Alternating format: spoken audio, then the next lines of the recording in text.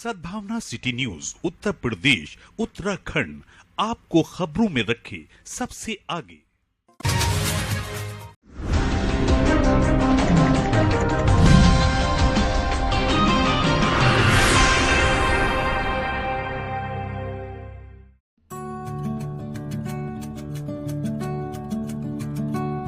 Samajwadi party की जिला इकाई ने शुक्रवार को आरक्षण दिवस को संविधान मान स्तंभ स्थापना दिवस के रूप में जोश और उत्साह के साथ मनाया।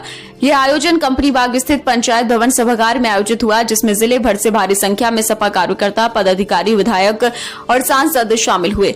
कार्यक्रम की शुरुआत सांसद हरेंद्र मलिक, सांसद रुचि वीरा, जिला अध्यक्ष जयवीर सिंह यादव, विधायक फहीम इरफान, विधायक नवाब जान, विधायक नासिर कुरैशी, विधायक हाजी रिजवान, कासिमुल हक सपा नेता और पूर्व प्रत्याशी लाखन सिंह सैनी द्वारा डॉक्टर भीमराव अम्बेडकर और ज्योतिबा फुले के चित्र पर माल्यार्पण कर श्रद्धांजलि अर्पित करने से हुई।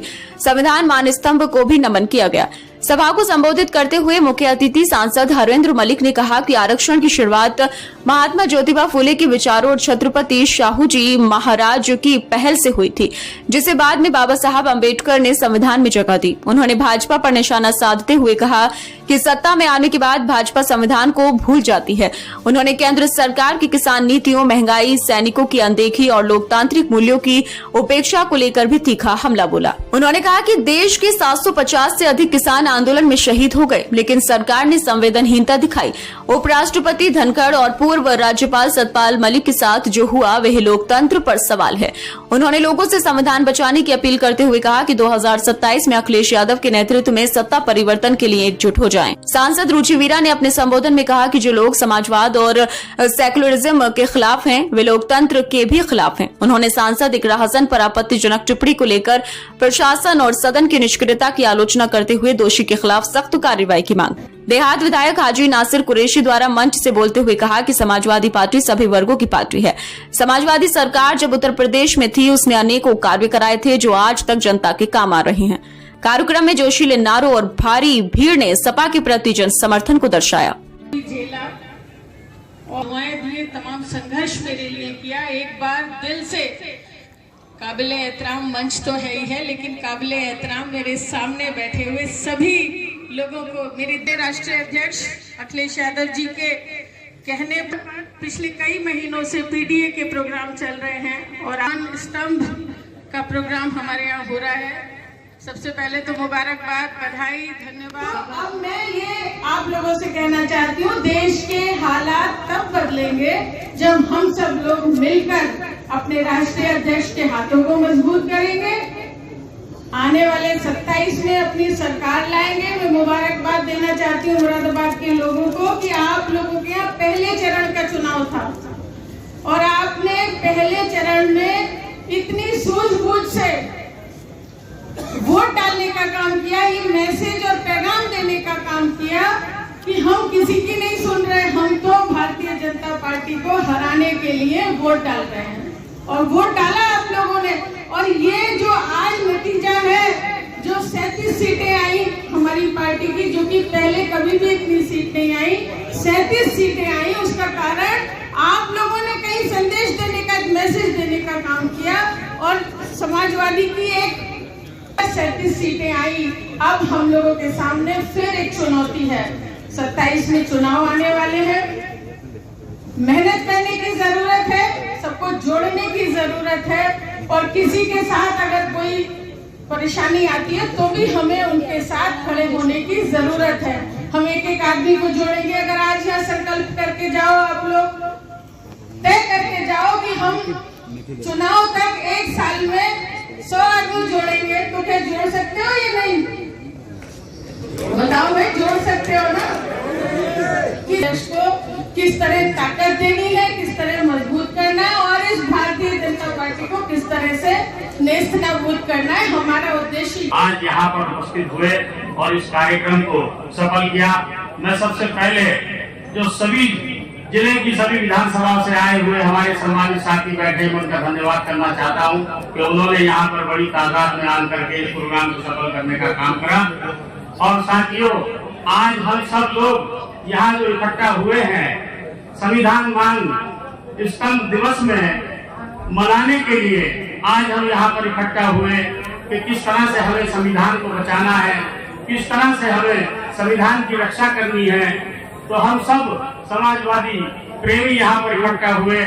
मैं सभी सम्मानित साथियों से कहना चाहता हूँ कि जिस तरह से संविधान की धज्जियां अभी बाय इलेक्शन हुए तुर्की में धज्जियां उखेड़ी गई, या जहां जहां भी प्रदेश में बाय इलेक्शन हुए वहां संविधान की धज्जियां उखेड़ी गई।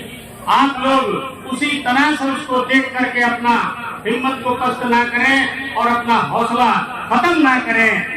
आने वाला वक्त जो है वो समाजवादी पार्टी का है और पीडीए का है। मैं सभी सम्मानित साथियों से कहना चाहता हूं कि अब हमारे पास इतना बड़ा वक्त है कि हम लोग यहाँ बैठे हुए जितने समाजवादी पार्टी के सिपाही बैठे हैं, हम लोग अब अपने अपने क्षेत्रों में जाकर के उतर जाएं और लोगों को समझाने का काम करें और किस तरह से संविधान को बचाना है, किस तरह से संविधान की रक्षा करनी है। और हमें सभी को तमाम आप देख रहे हैं कि प्रदेश और देश में भारतीय जनता पार्टी की सरकार चल रही है और किस तरह से लोगों का उत्पीड़न हो रहा है, दबे और कुचले अल्पसंख्यकों का उत्पीड़न हो रहा है। हमें उनको बचाना है, संविधान को बचाना है और आने वाले 2027 में हमें प्रदेश के अंदर समाजवादी पार्टी की सरकार बनानी है। अखिलेश यादव जी के हाथों को मजबूत करना है। और साथियों, मैं सभी से कहना चाहता हूं कि अब हम सब वक्त कम है और हम लग जाएं